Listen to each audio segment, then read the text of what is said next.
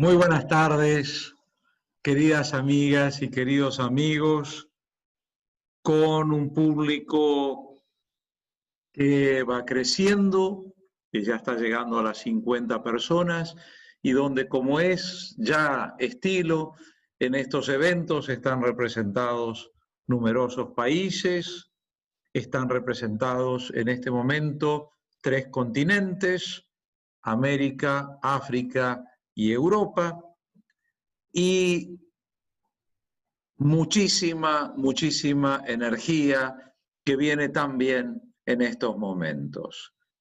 Una vez más, esta alianza que ya lleva muchos años entre el Departamento de Ciencias Sociales y el Departamento de Posgrado, particularmente el programa de cursos válidos para el doctorado, genera con enorme honor, con enorme orgullo, este espacio para que nuestras alumnas y alumnos de los cursos puedan traer y compartir y mostrar y orgullosamente poner al conocimiento de todos y de todas y ahora del mundo entero a través de estos sistemas sus ideas, sus propuestas, sus trabajos, sus investigaciones, sus sueños, sus proyectos.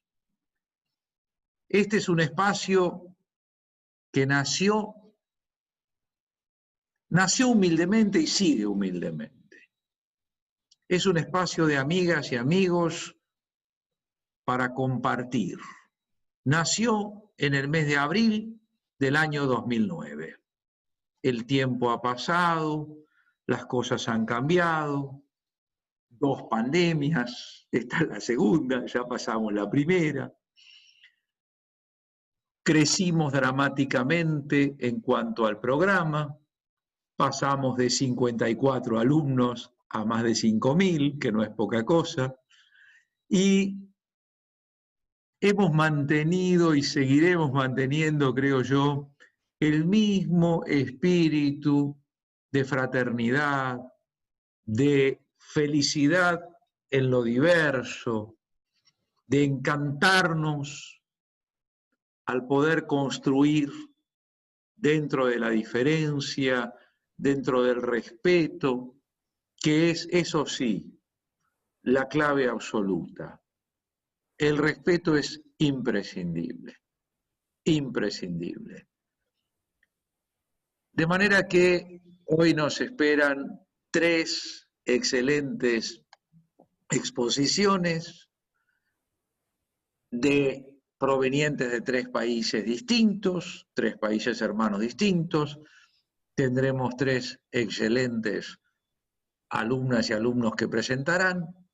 Y tenemos hoy una maestra de ceremonias y coordinadora de lujo, así como tuvimos en la última reunión a la profesora doctora Isabel González Nieves, hoy tenemos a la querida profesora doctora Andrea Gastrón, que es la vicedirectora del Departamento de Ciencias Sociales y que es una, igual que la profesora Isabel, que la estoy viendo acá en este momento, es una figura permanente y queridísima en el cuerpo docente de nuestro programa.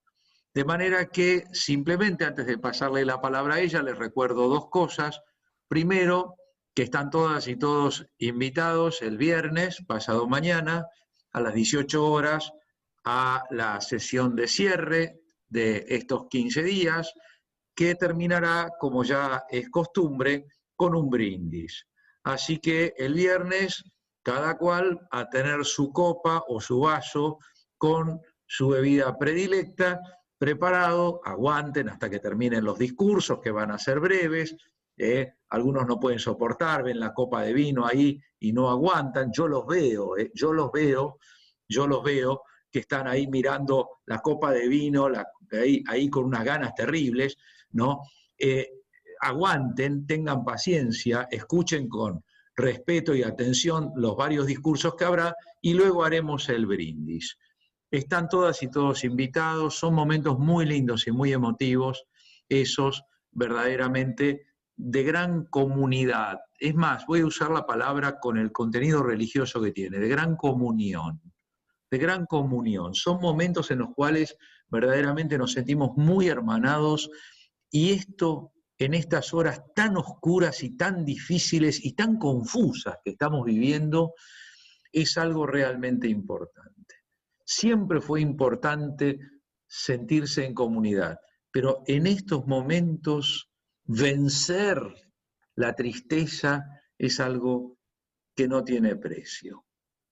Y quiero también decirles que ya tenemos fecha para el próximo periodo de clases del programa, por supuesto por vías Zoom, igual que ahora, presencial Zoom, día 24 de agosto. Lunes 24 de agosto, Dios mediante, estaremos con módulos nuevos que por supuesto dependerán de cuántos y cuántas se inscriban, qué grupos se abrirán, pero sepan ya que para el 24 de agosto estaremos lanzando el siguiente periodo de clases. En principio, si hay gente interesada, se van a abrir todos los módulos de todas las áreas. Pero bueno, tiene que haber gente interesada al efecto. Sin más, querida profesora Andrea Gastrón, la dejo a usted al frente de esta reunión. Gracias. Bueno, mucha gente está aplaudiendo, pero solo escucharán mis aplausos, me parece, ¿no es cierto? Así que muchísimas gracias. Para mí es una alegría muy grande, un honor coordinar Dialogando desde el Sur, como dice el flyer ahí, en tiempos complicados, ¿no? Pero es en tiempos complicados donde más hermanados tenemos que estar, porque para poder vencer esta situación compleja, realmente es complicada, como dice ahí el cartel, y qué mejor que hacerlo a partir de una reflexión comunitaria, ¿no? Como sería este caso. A mí siempre me gustó mucho este ciclo, es un ciclo que quiero personalmente, porque a los profesores nos da, y profesoras nos da realmente la posibilidad de ver y de ser conscientes de cómo opera esta ida y vuelta más allá del espacio áulico, ¿no? Es un espacio reflexivo, es un espacio interesante, y es un espacio que nos abre la cabeza. Y lo quiero decir desde el lugar de los profesores y profesoras, ¿no? Que por ahí es un lugar diferente, pero que a mí por lo menos me resulta muy útil, incluso a nivel de las investigaciones, de las ideas y de lo que uno finalmente terminará llevando al aula, ¿no? Así que bueno, sin más, me gustaría presentar a los primeros expositores. Es un equipo porque es un presentador y una expositora, y van a ser de lujo porque los conozco a ambos, y acabamos de tener una clase muy linda con ambos, así que sin más los voy a dejar ahora con Irineu Jacob, con quien he aprendido a decir gracias en bantú. Así que un aplauso para vos, Irineu. Gracias. Muchas gracias, maestra. Buenas noches a todas y a todos y gracias por su presencia. Voy a presentar a nuestra querida hermana del Ecuador, Carmen Pavlova Astaiza Vallejo. Su currículum es impresionante, por lo que voy a mencionar solamente unos pocos datos. Nacida en Ecuador, Carmen tiene un gusto muy grande por las cuestiones de derechos humanos, especialmente de combate a la violencia doméstica y de género. Desde 2013, quien es jueza en la Unidad Judicial Especializada de Violencia contra la Mujer o miembros del núcleo familiar. Pavlova tiene un gusto muy grande en aprender siempre más.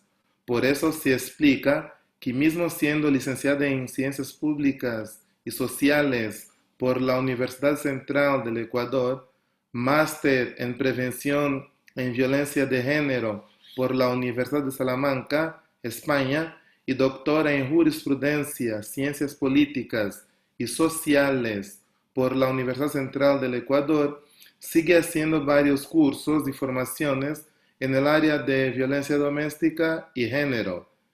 Es de decir también que es alumna de los cursos intensivos válidos para el doctorado en la nuestra querida UBA.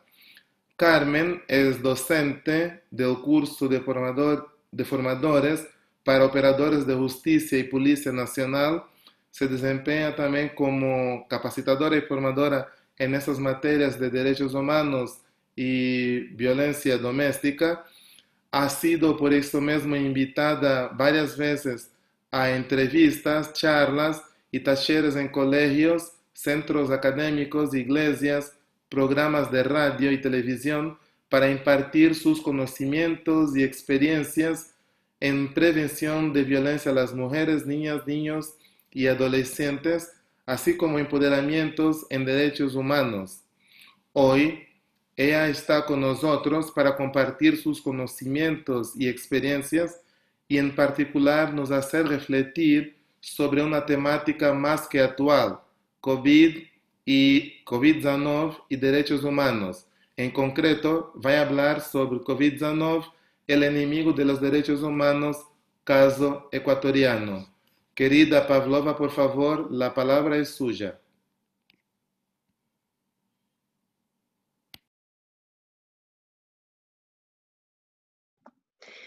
Muchas gracias, querido Ireneo. Tu presentación es muy generosa y agradezco de antemano primero al profesor Ricardo por su humanismo y don de gentes y haberme invitado a este Dialogando desde el Sur y a todos y cada uno de los maestros que nos enseñan en esta prestigiosa universidad como es la UBA. Me siento honrada de poder compartir con ilustres docentes y colegas a nivel regional sobre un tema que en la actualidad nos afecta a todas y a todos, que es la vulneración de los derechos humanos. Y para poder adentrarme en la realidad de nuestro país, quiero hacer un breve abordaje integral histórico, ya que en estos días del curso he escuchado mucho y reforzado varios términos desde la visión de los profesores Agustín Parise, desde Jorge Roggero y la profesora Isabel González, quien nos acompaña, y qué decir de mi querida Andrea, que hoy de mañana estuvo nutriéndonos con sus conocimientos también. Es así que tengo que recalcar que reunidos representantes de varias regiones en el mundo, el famosísimo 10 de diciembre de 1948, hablamos de una reunión de diversas culturas, pensamientos, fundamentos jurídicos. Suscribieron todas estas personas un documento que marca un hito histórico dentro del campo de los derechos, que es la Declaración Universal de los Derechos Humanos, entendiendo el vocablo derecho como un conjunto de principios y normas inspirados en ideas de justicia y de orden, que regulan las relaciones humanas de toda la sociedad, que son de cumplimiento obligatorio y que se ejercen a través del poder público. Esto denominamos derecho, y humano o humanos en el plural, que determina al individuo de la especie humana o a las personas.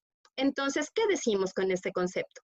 Que los representantes de diversas regiones del mundo se reunieron para suscribir un documento contenido con principios, con normas fundamentales que van a regular con justicia el orden de una sociedad. Esto significaría entonces colocar las cosas en el lugar que le corresponde y en armonía, pero ¿cuál es el objetivo? Vivir en paz, vivir organizadamente. Si es que observamos y leemos el preámbulo de la Declaración de los Derechos Humanos, esta es la explicación previa que se hace o una advertencia que se hace en este documento.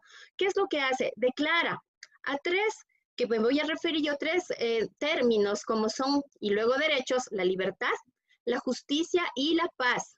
Libertad, justicia y paz como pilares fundamentales ¿de qué? De la dignidad, el respeto, la estima. Eso es la dignidad que nos merecemos todas las personas, todos los seres humanos que poblamos este planeta, tenemos ese gran derecho.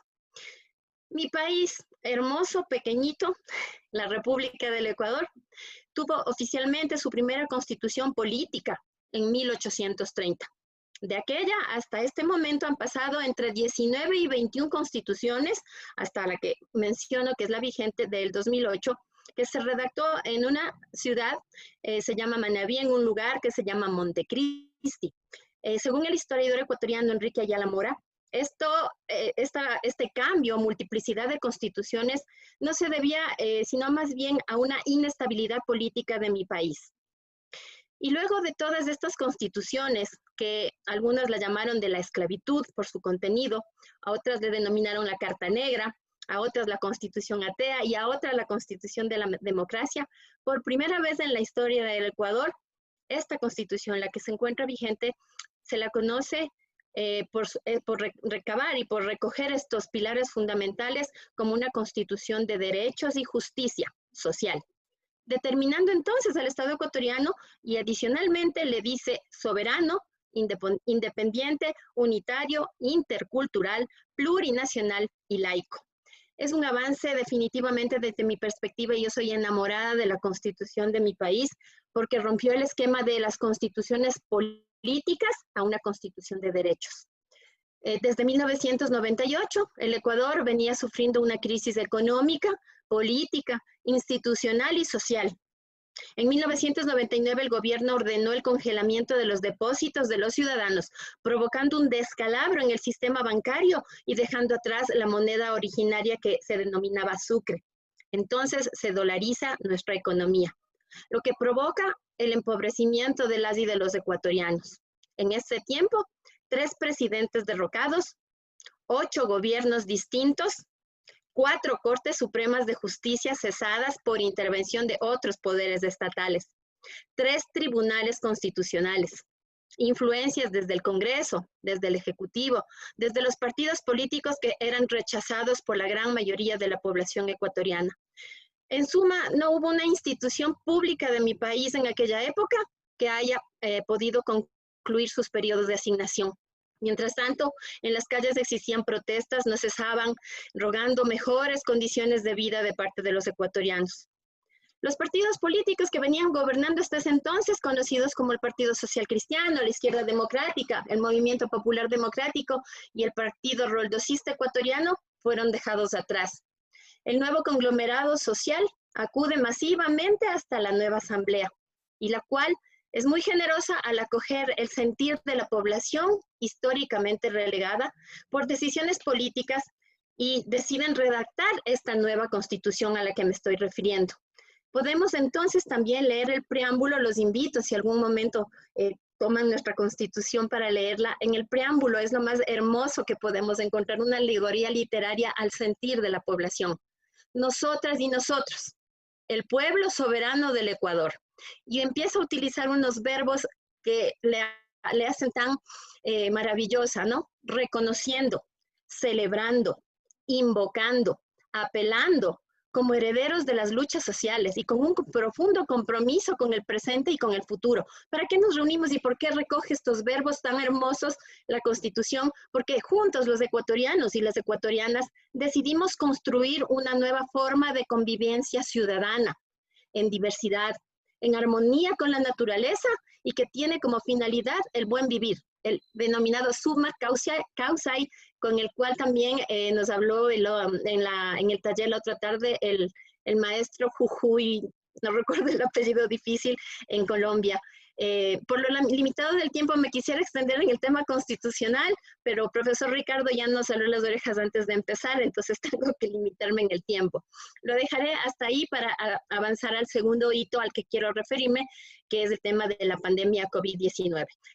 ¿Qué es la pandemia o qué es el COVID-19? Es un virus que ha causado una crisis sanitaria a nivel mundial, según la PNUD.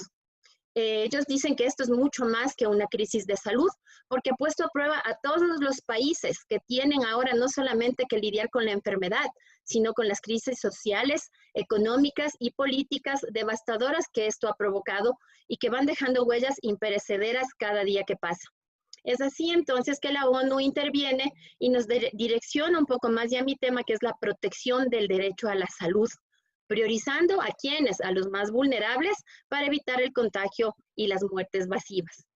Ya tratando en sí de lo que se refieren los derechos humanos, en mi exposición solamente voy a poder referirme a 3 derechos, como había mencionado: al de la vida, al de la salud y al de la libertad, que incluye también el de expresión; al de la integridad, que incluye también a la seguridad física, psicológica, sexual, y diría yo incluso en el tema de mujeres, que es mi experticia, a la violencia política.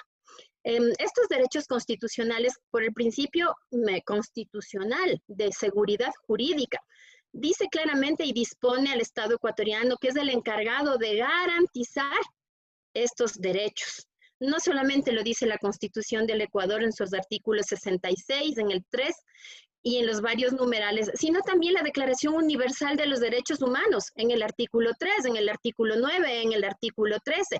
Todos los individuos del mundo tienen derecho a la vida, a la libertad, a la seguridad, a no ser detenidos arbitrariamente, ni ir presos, ni estar arrestados.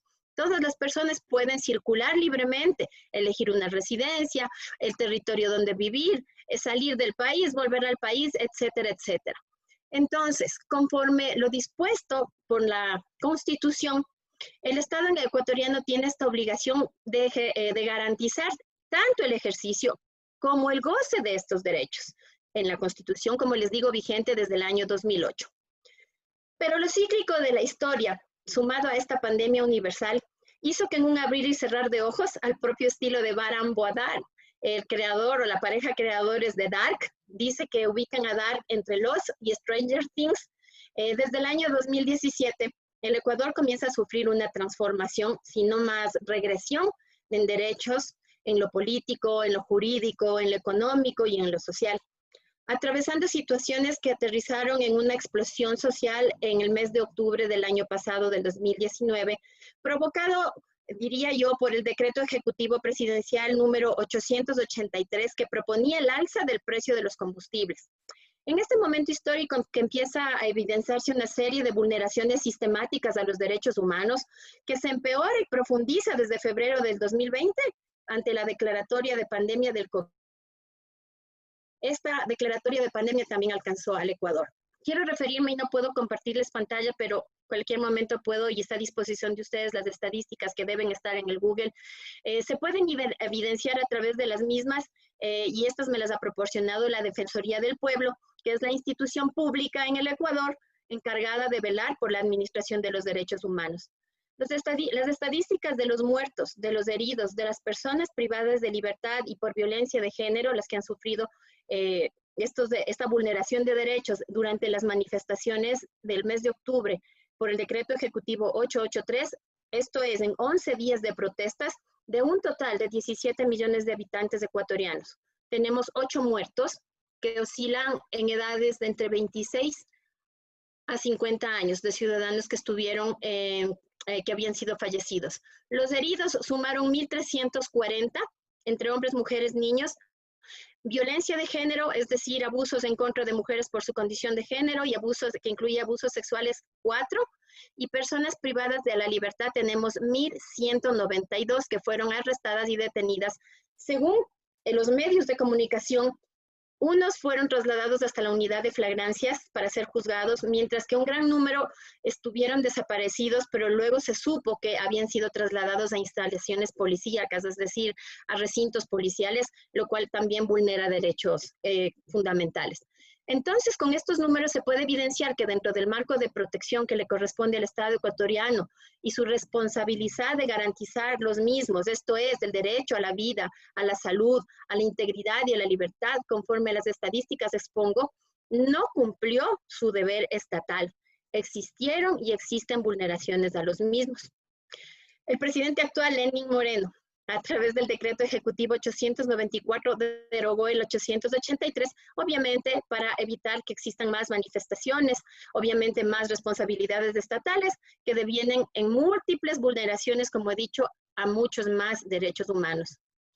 Ahora bien, cuando todavía los ánimos sociales no se habían calmado después de las revueltas de octubre, y sin considerar que de acuerdo a la Comisión Municipal de Salud de Wuhan, en China, en la provincia de Hubei, ya se había notificado a la Organización Mundial de la Salud sobre un conglomerado de casos de neumonía, y que luego se supo se trataba del coronavirus, la cual informó desde el 4 de enero del 2020 la existencia de esta neumonía en Hubei, y que 6 días después, esto es el 10 de enero del 2020, comienza a elaborar ya recomendaciones para todos los países del mundo respecto a este virus.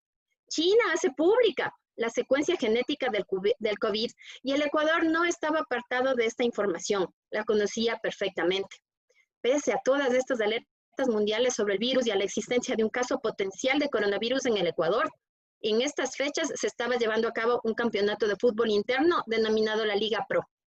La ministra de Gobierno, en una entrevista al diario El Universo respecto a al partido que se iba a jugar en esa noche de dos equipos, Barcelona y Liga de Puerto Viejo, estaba previsto para el sábado 29 de febrero del 2020 a las 19 horas en el Estadio Monumental, ubicado en la ciudad de Guayaquil, que fue la que más afectación ha tenido hasta ahora durante esta pandemia.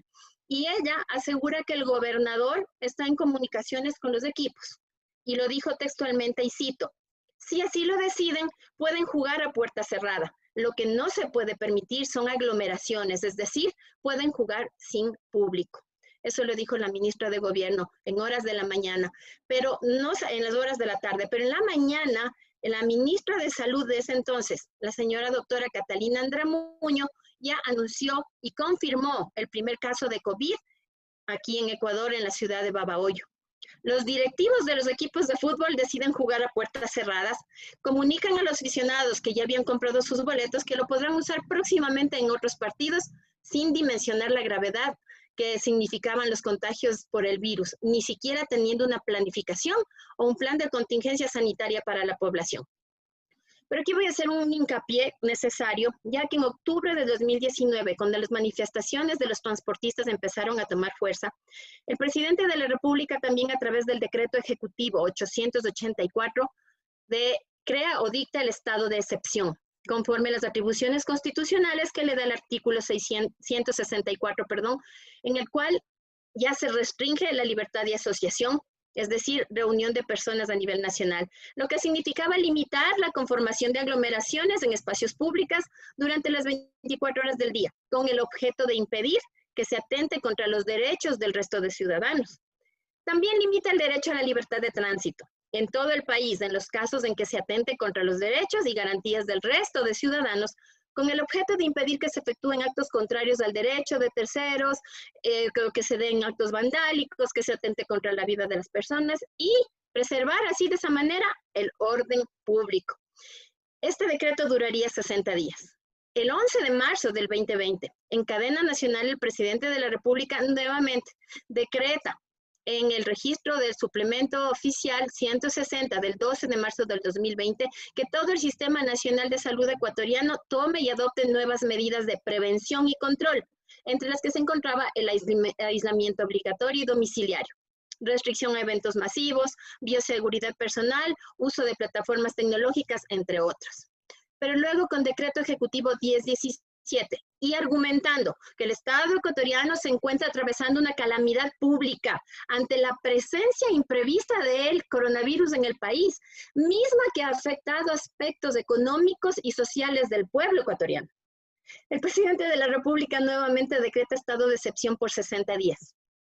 Vale aclarar, ante esta motivación presidencial, que la presencia del virus no fue imprevista, como he afirmado y comentado en líneas anteriores, como él lo ha dicho en el decreto.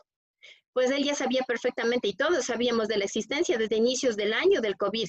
Y por otra parte, no es el virus el que ha afectado los aspectos económicos y sociales del pueblo ecuatoriano solamente, ya que, como comprobé, las desacertadas decisiones del Ejecutivo desbordaron en marchas en octubre del 2019 y empeoraron la situación social el momento de la pandemia.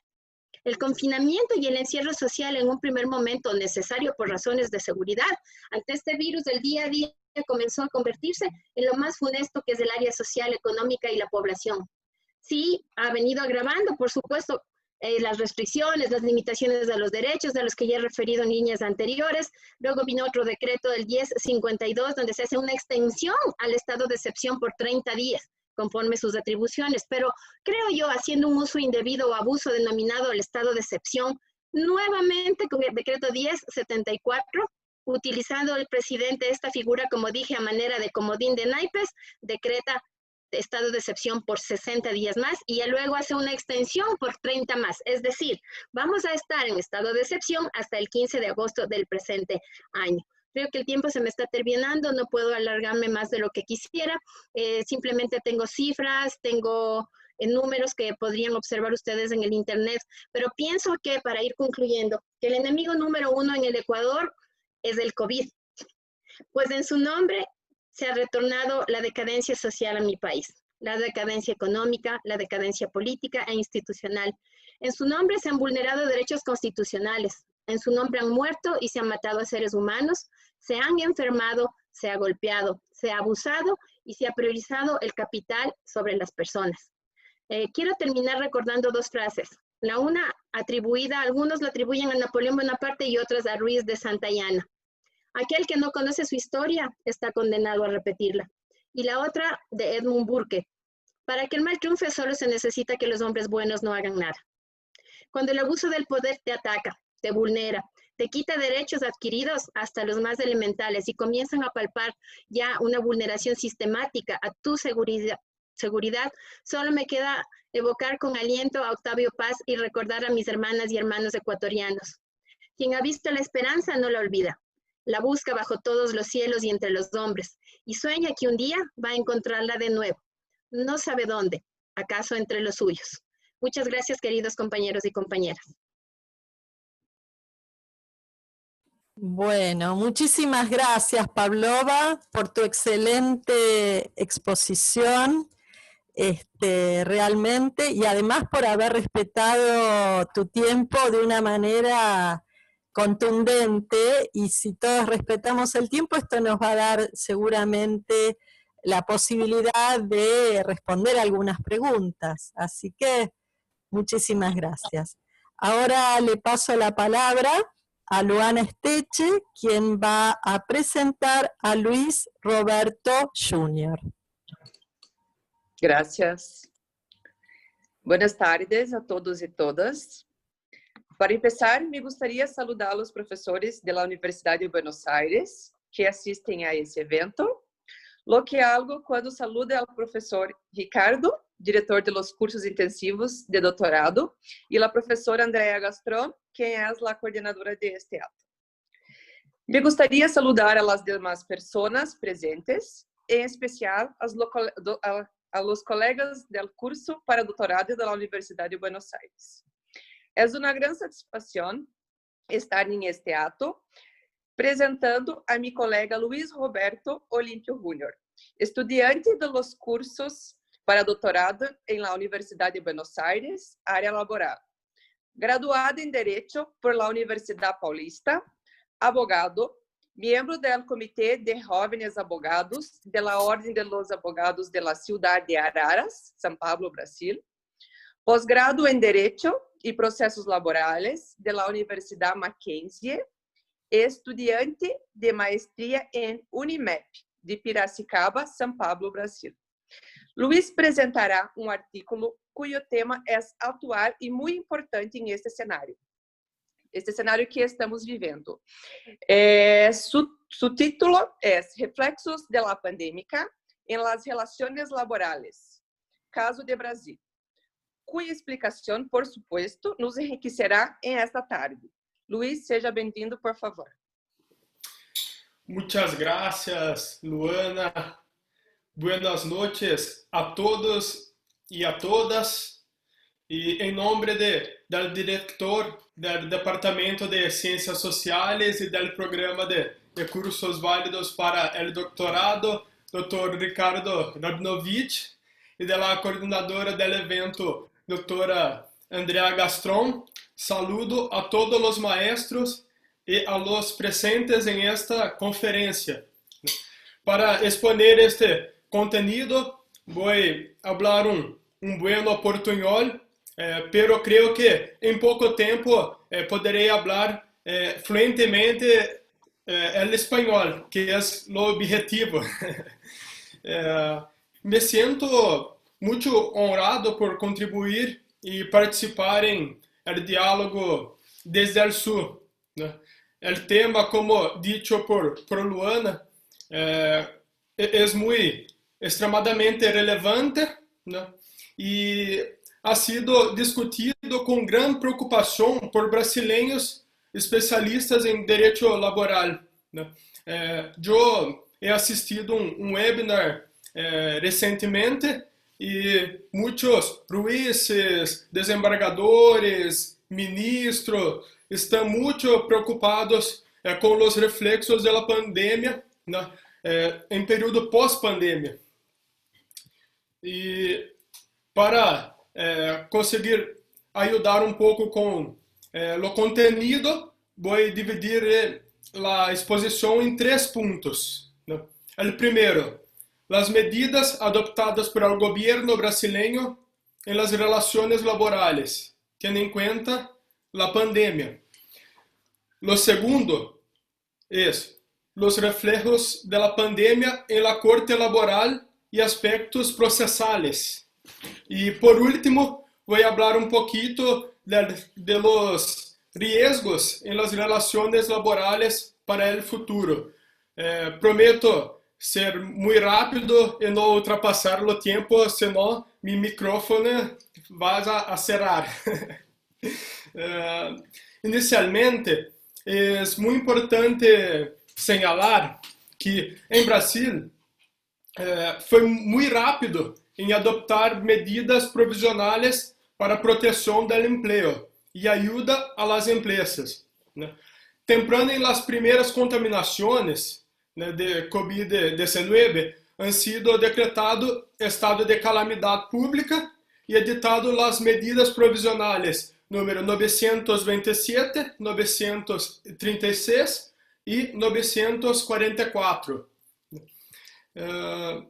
A medida provisional número 927 garantiza alternativas laborais para enfrentar o coronavírus. Algumas medidas que puedo mencionar desta medida provisória: teletrabalho, né, com uma desburocratização, né, antecipação de vacações individuais e coletivas, sem a necessidade de aviso de 30 dias de antecedência, 48 horas é suficiente, a antecipação de feriados, ou seja, dormimos em 15 de julho, acordamos em 2 de novembro, depois retornamos a 16 de julho.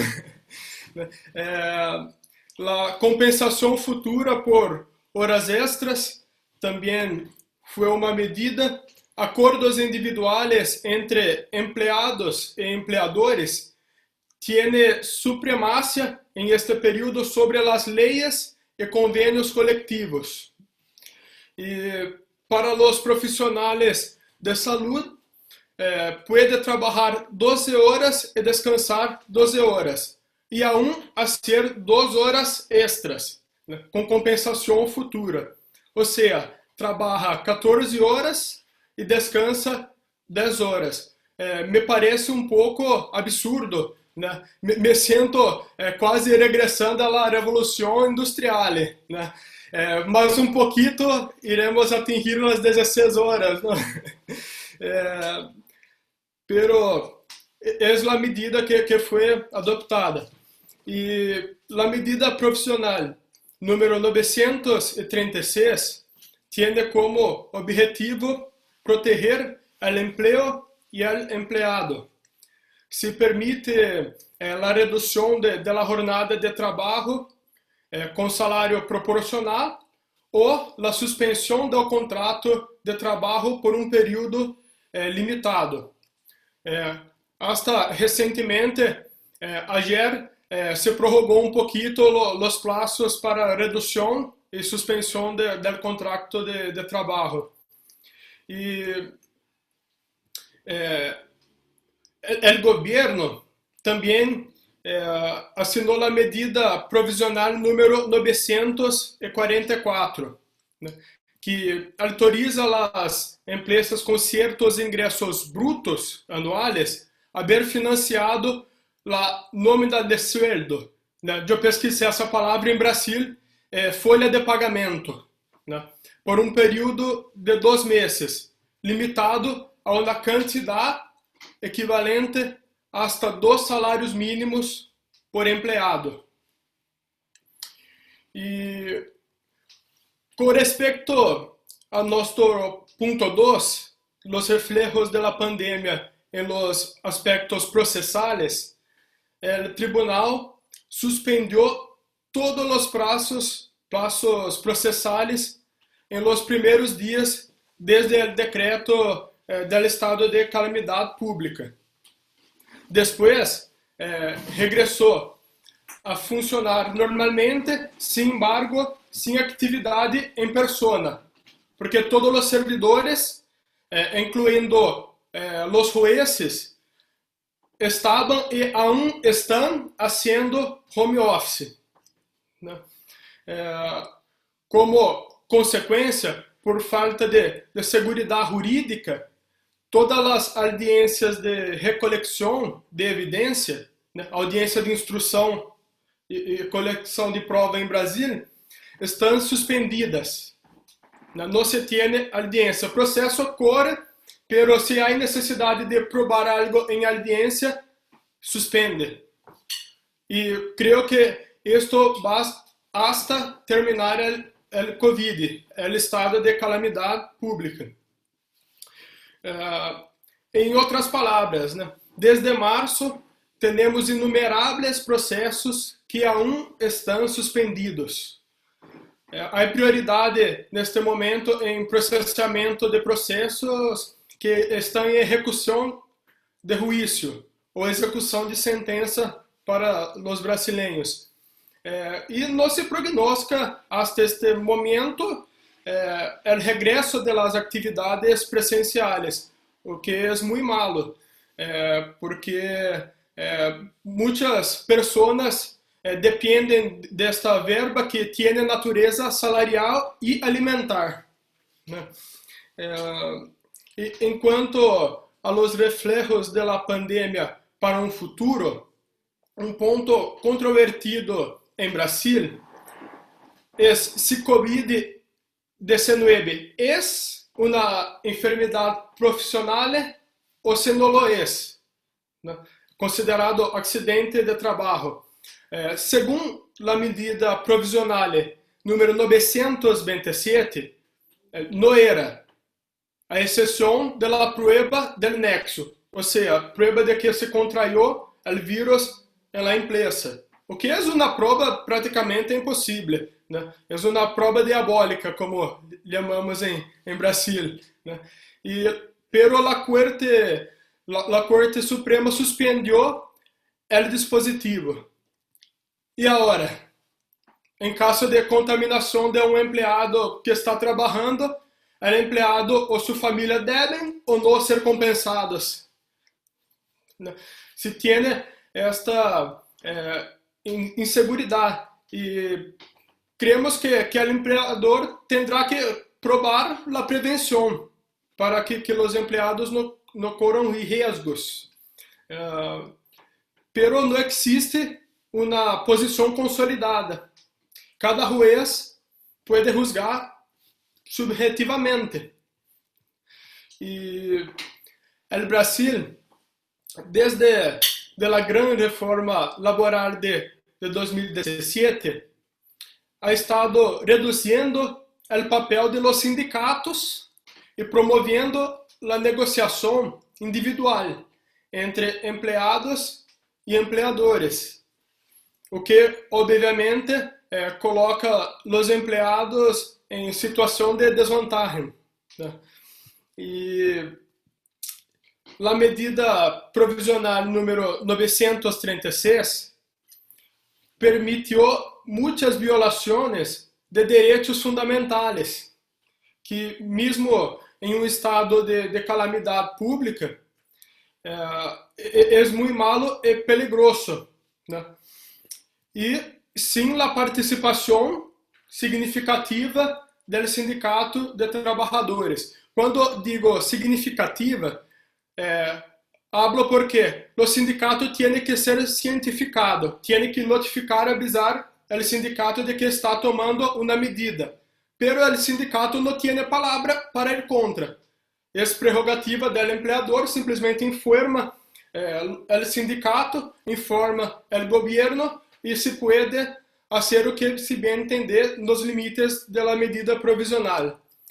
Y algunos de los derechos fundamentales de los trabajadores predichos en el artículo 7 de la Constitución Federal de la República Brasileña que fueron violados son, uno, habla nuestra Constitución que el salario es irreductible, salvo por convenio colectivo.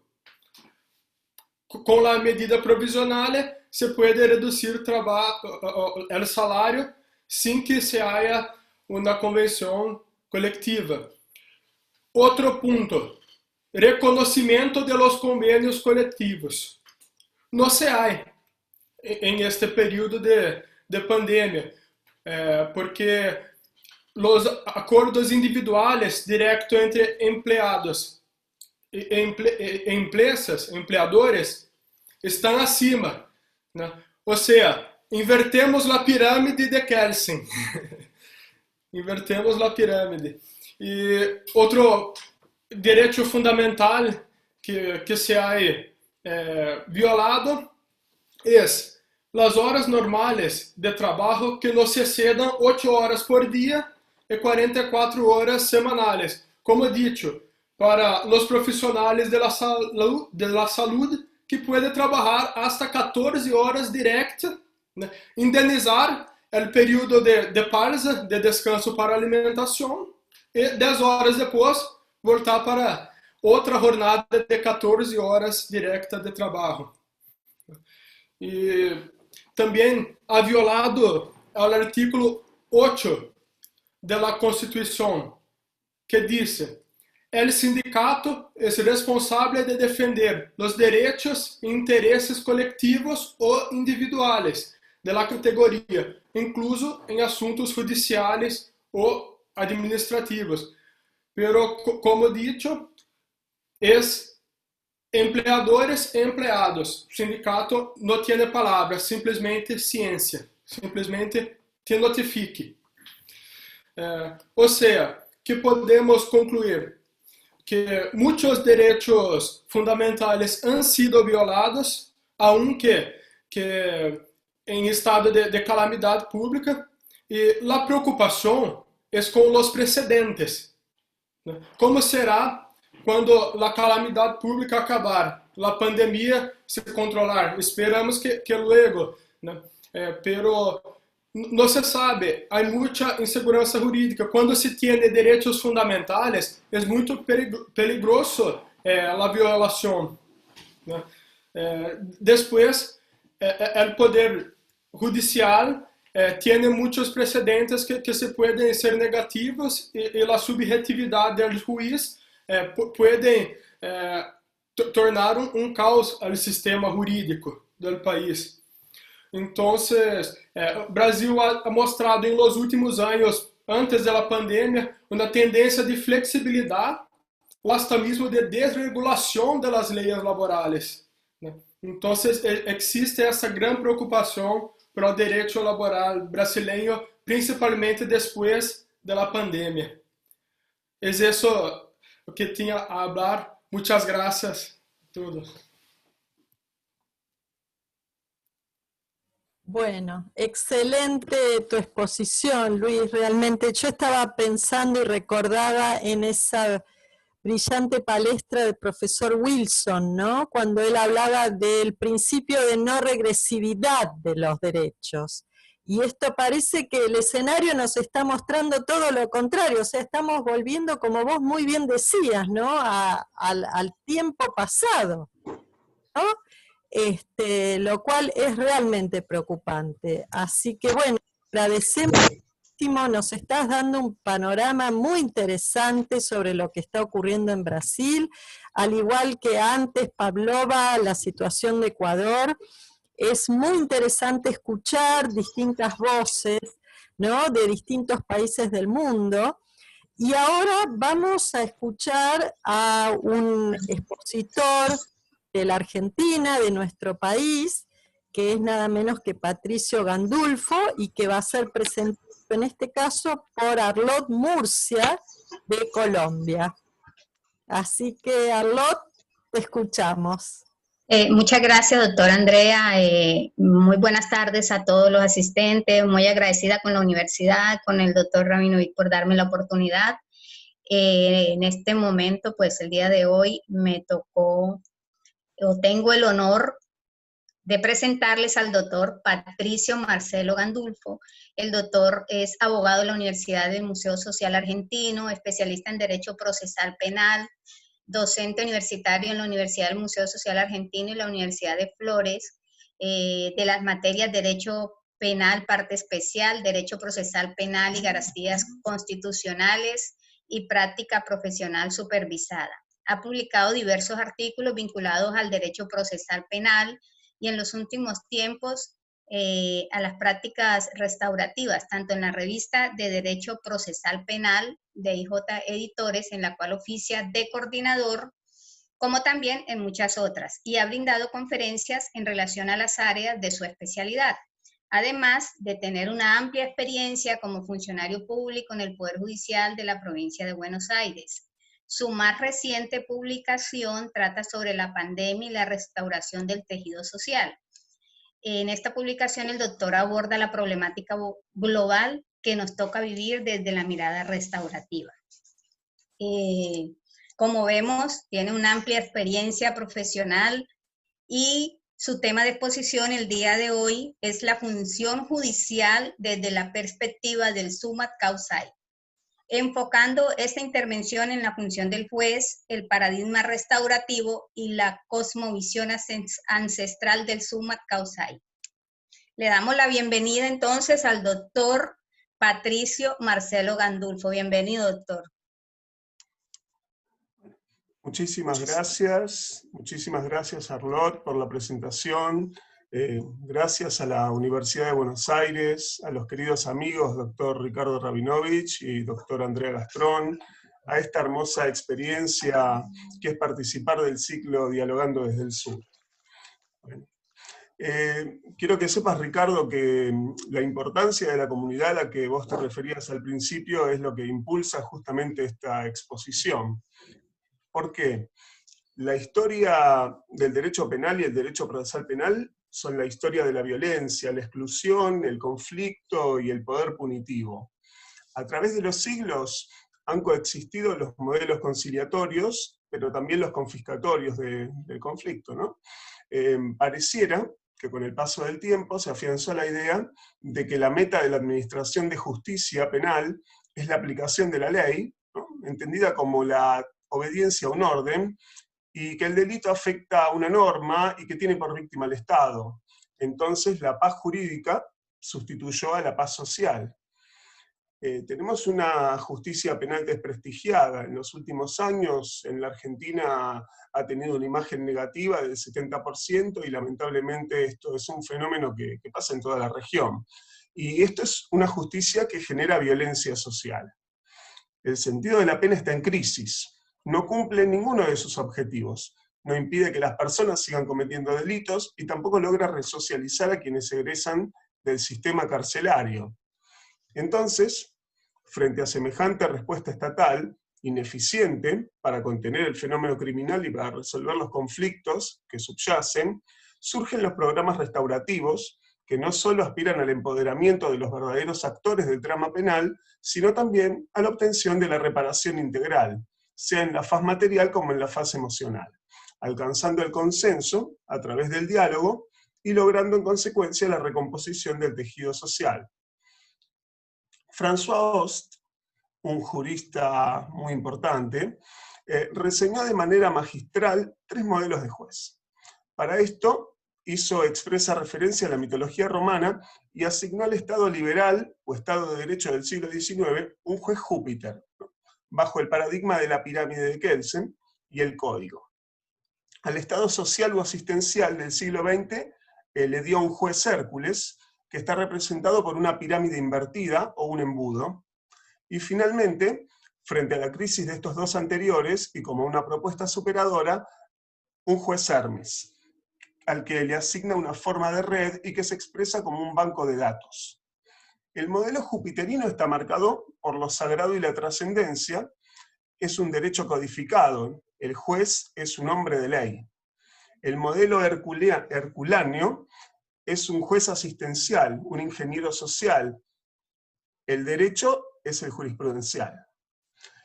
La decisión es lo importante, no la ley, o sea que la decisión es la que crea la autoridad. El juez Hermes no es un intérprete de la ley, sino que es un comunicador y representa a todo actor jurídico, prevaleciendo el diálogo por sobre el monólogo. La única ley que conoce a Hermes es la circulación del discursos y concluye que se debiera razonar a escala universal con miras a las generaciones futuras. Cuando se delinea el juez Hermes para el derecho posmoderno, se advierten los retos del porvenir y se aconseja prudencia y reflexión, y concluyéndose que la tarea de aplicar el derecho es una labor hermenéutica y es un trabajo que siempre recomienza. A mi modo de ver, siguiendo esta distinción que hace Ost, el punto de partida para trazar los rasgos de un nuevo modelo de juez es más bien una sociedad inclusiva y respetuosa de la otredad. ¿Cómo podemos, entonces, lograr una respuesta evolucionada para el delito y que respete la dignidad de las personas y gestione los conflictos de manera pacífica, pero que a su vez cuente con la aprobación de la comunidad? Bueno, esto lo podemos hacer a través de las prácticas restaurativas. Definimos al proceso restaurativo como cualquier proceso en el que la víctima y el ofensor, cuando sea adecuado cualquier otro individuo o miembro de la comunidad afectado por el delito, participan en conjunto de una manera activa para la resolución de los asuntos derivados del delito, generalmente con la ayuda de un facilitador. En esta sintonía, el delito, más que una violación a una regla legal de conducta, es el ataque de una persona a otra. Hay que instalar un sistema que no se olvide a la víctima, en el que la sociedad esté involucrada y que permita la rehabilitación del delincuente. La justicia restaurativa invita a la participación y al consenso y aspira a una responsabilización completa y directa, buscando la reconciliación de la víctima con el ofensor y de ambos con la comunidad. Estos programas tienen varios principios. Pueden ser la voluntariedad, la comunicación, la responsabilización, el respeto, la honestidad, la empatía, el empoderamiento, la inclusión, la solución de los problemas, la sanación y la transformación. Se busca entonces la reparación integral y se vale del diálogo para arribar al consenso. Esto de la mirada restaurativa tiene ejemplos en el Código de Hammurabi, en la Ley de las 12 Tablas, se remonta a prácticas chamánicas de las primeras etnias de pueblos originarios de Nueva Zelanda, Estados Unidos, Canadá, Colombia, Venezuela, Panamá, por dar algunos ejemplos. Sin embargo, hace aproximadamente 40 años, en distintas partes del mundo surgió un movimiento de modernización y de ideas restaurativas a través de la convergencia de muy distintos factores. Puede ser filosofías de la justicia, la victimología, el feminismo, la aparición de nuevos modelos de justicia juvenil, de justicia criminal, y un renovado interés por los modos de solución de conflictos de las comunidades aborígenes o ancestrales. Estas prácticas las podemos clasificar dependiendo del grado de interacción que tengan la víctima, el victimario y la comunidad, y podemos decir que hay prácticas que son íntegramente restaurativas, parcialmente restaurativas o mayoritariamente restaurativas. Entre las distintas prácticas están la mediación, que es la más conocida, las conferencias de grupos, las conferencias también que son conducidas por la policía en sistemas prejudiciales, los círculos de construcción de paz, círculos de sentencia, círculos sanadores. Bueno, hay muchos. Lo importante es brindar un espacio controlado para que las personas puedan expresar e intercambiar emociones intensas.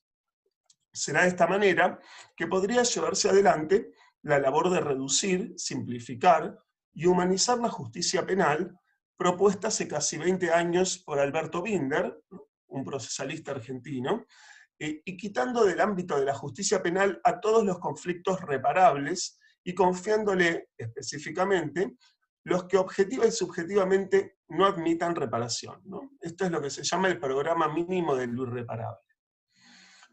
Entonces, en el paradigma restaurativo encontramos muchas de las características del juez Hermes: la integración de los discursos a través del diálogo, la empatía, el reconocimiento, pero todo esto ocurre gracias a la intervención de los verdaderos protagonistas del conflicto, el ofensor, el ofendido y la comunidad. Y estos, en definitiva, orientados por facilitadores, que pueden ser profesionales o legos, se logra un consenso, se conjugan las distintas verdades y se desemboca en una verdadera reparación integral, superadora de cualquier otra que la actual justicia retributiva sancionadora nos pudiera brindar, ¿no? Reclusión, prisión, multa, inhabilitación. Sobre la idea del buen vivir o el summat causae, del que se habló en este panel y que por suerte veo que forma parte de los contenidos que se dan en este doctorado, se sostiene que la cosmovisión ancestral erige a la Tierra como sujeto de derechos, evolucionando del ambientalismo a la ecología constitucional y proclamando la convivencia armónica de todos los seres vivos en nuestro planeta.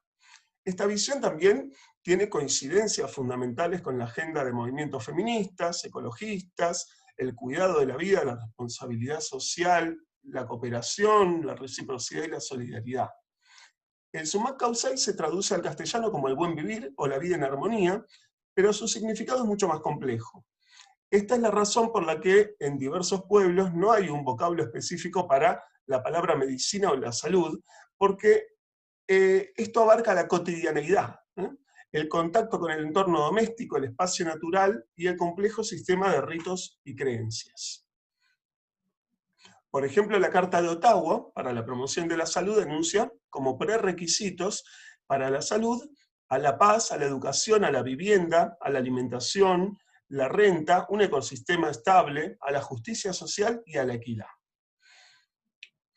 Como contrapartida del summat causae, el iliaki causae, que es traducible como el mal vivir o la vida desgraciada, se relaciona con la ausencia o deficiencias tanto del ámbito personal o social del individuo, ¿no? Puede ser una enfermedad, una discapacidad, desequilibrios por adicciones, o escasa educación o escasa experiencia, o a lo mejor la ausencia de alguien querido que forme parte de la unión familiar, o sea por defunción, migración o abandono. En definitiva, se pierde la armonía doméstica y la comunidad, y trata de ayudar a través de la solidaridad, el consejo o la educación. Recordemos entonces, la Tierra es un organismo vivo, es la Pachamama de nuestros indígenas, es la Gaia de los cosmólogos, todos nosotros somos la Tierra. Según la hipótesis Gaia de James Lovelock, nuestro planeta es un sistema que se autorregula, y como parte de esa vida planetaria, nos incumbe contribuir a dicha autorregulación sin perturbar sus finos equilibrios y reequilibrios. Bueno, esto justamente es algo que ahora con todo esto de la pandemia del COVID-19 nos estamos empezando a dar cuenta. Boaventura de Sousa Santos habla del bien vivir como un concepto de comunidad a donde nadie puede ganar si su vecino no lo gana. Por el contrario, la concepción capitalista es lo opuesto. Para que yo gane, el resto del mundo tiene que perder. Para nosotros los abogados, si vamos al tribunal hay alguien que gana y hay alguien que pierde. Entonces, podemos advertir que la perspectiva del summat causae y el paradigma restaurativo tienen similares raíces y también procuran contribuir constructivamente a la vida comunitaria, con miras a una vida plena y equilibrada, valiéndose de un diálogo intercultural para la solución de los problemas. A partir de esta conjugación de paradigmas, se propone como modelo de juez a Telus, ¿no? Que es Gaia, justamente, en la mitología griega. La diosa romana Telus es considerada la deidad de la tierra, la madre de los dioses y de toda la vida, en donde confluyen los elementos que se engendran unos con otros. Ya decía Platón que no se ha imitado, en efecto, la tierra a la mujer en la gestación y en el alumbramiento, sino la mujer a la tierra. La palabra pacha es una palabra polisémica, Y si al juez Hermes le corresponde una forma de red, a Telus la tendríamos que representar con una red, pero interconectada de relaciones en el tiempo y en el espacio, porque expresa la totalidad de la vida o la naturaleza de la vida. La de Telus tiene que ser una justicia ecológica con obligación de restauración, pero a diferencia de la justicia ambiental, que es precautoria y que considera la naturaleza como un medio para el bienestar de los seres humanos, procura la restauración de los ecosistemas afectados, permitiendo que las especies continúen con sus procesos vitales y aspirando a una restitutio in integrum. Más aún, existen perspectivas transformadoras que toman el conflicto como un punto de partida para mejorar el estado anterior. Entonces, si conjugamos esto que venimos diciendo con el paradigma restaurativo, podemos concluir que la conflictividad penal afecta a la comunidad, y para que tal equilibrio pueda ser recompuesto, no basta un comunicador que articule discursos, sino un facilitador que brinde a los verdaderos protagonistas la posibilidad de encontrar, mediante el diálogo, una solución que atienda a las variables afectivas, ecológicas, éticas, estéticas y productivas de cada caso.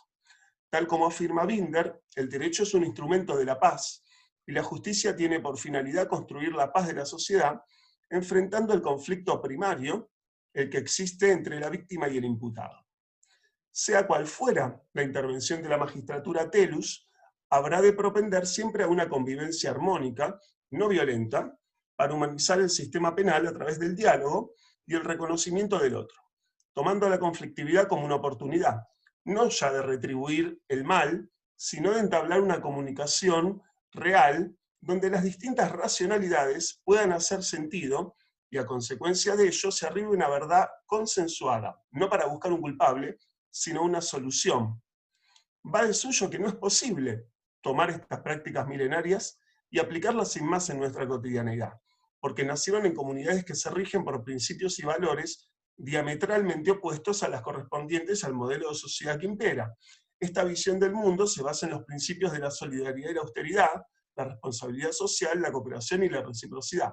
El desafío, frente a esta modernidad líquida, consiste en la transformación de las relaciones humanas, solidificando los débiles lazos que informan el tejido social, transformándolos en vínculos fuertes y empoderando a las comunidades para que participen activamente en los procedimientos de resolución de conflictos.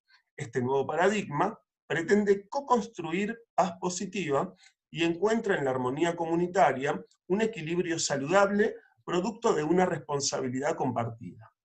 Esto en sintonía con la propuesta de Ferraioli sobre la elaboración de la Carta de la Tierra y del constitucionalismo planetario, pero recuperando y resignificando los principios y valores de la filosofía restaurativa. Muchas gracias.